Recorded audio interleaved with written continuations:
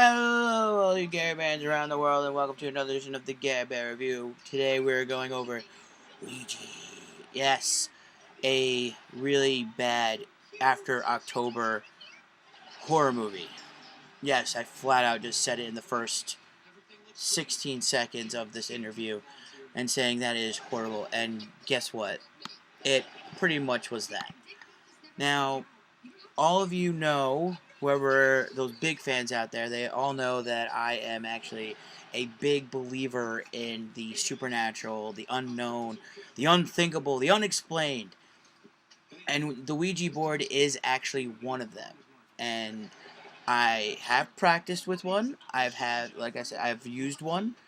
I've had no experiences with that, although I have talked to others who have had, paranormal stuff happen to them. They've had experiences with the Ouija board and not even just with the Ouija board, but with other aspects of the supernatural kind.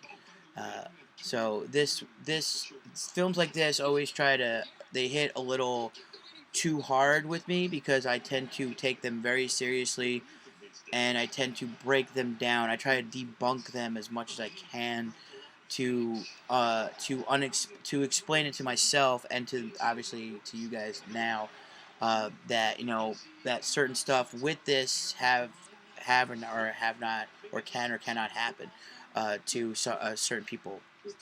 But this is about the movie Ouija on itself, not just the Ouija board. Now the thing is with the Ouija board is that it is a device to help others reach out to to the unknown and to reach out to other spirits on to the other side. And that's what basically the movie was about. It was about a group of friends, or basically one of the friends getting a group together and getting wanting to talk to a friend that has recently passed. Now, granted, in the laws of Ouija, the unwritten laws, I should say, the Ouija board tends to work better if they were recently passed. Now, I don't. Now, that's where basically this movie comes in. The friend just dies. Basically the plot is a friend just dies, and the friends try to talk to her to say goodbye, but ultimate ultimately that ends up badly because it's a horror movie and they need a premise.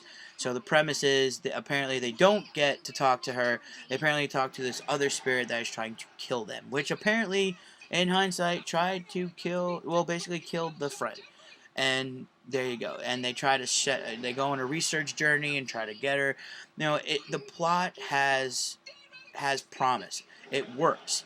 It can be done. The thing is, it needs to be written better. I mean, this Ouija was written really horribly. The actors and actresses they got were, they're a bunch of nobodies, which is fine.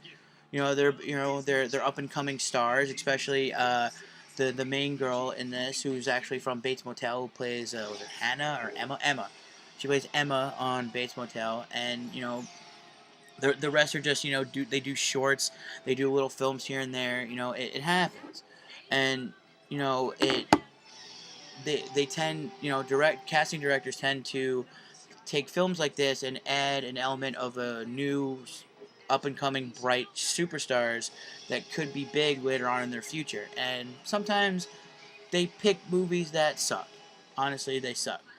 So unfortunately, Ouija ends up being that. It sucks. It's a horrible movie. It really shouldn't be seen outside. I don't know, probably like really like international festivals, or just like it's not even one of those cult classics where it sucks so bad that it's actually fun to watch and entertaining to watch, because that's exactly what it's not. I mean, what was it called? The one with Karen Gillan that we did a couple months ago, or actually probably a year ago now.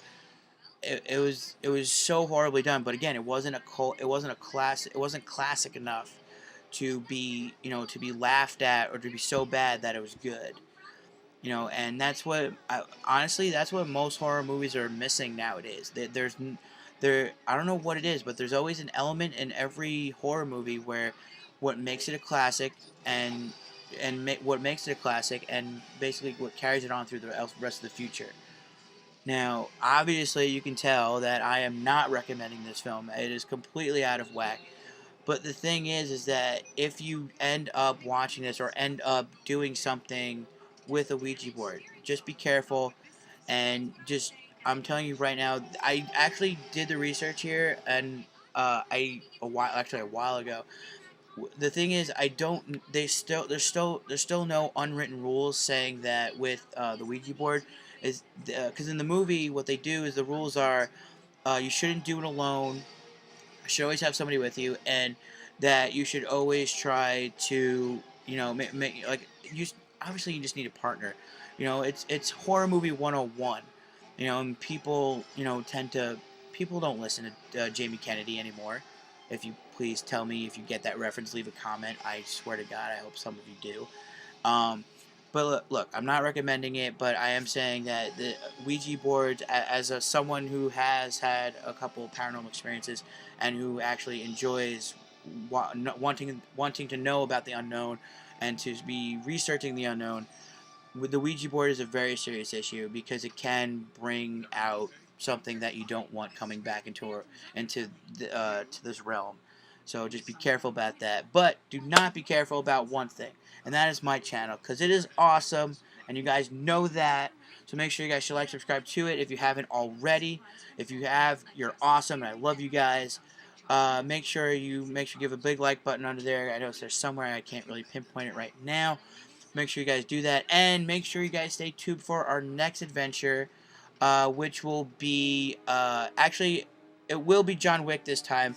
I mentioned John Wick in the previous interview, but I actually had to flip it. I actually saw this one first and then that one, so I had to do a little flippy flop. So the next one will actually be John Wick, so stay tuned for that with Keanu Reeves. And like I said before, he does not know Kung Fu this time, at least I'm hoping. So, bye!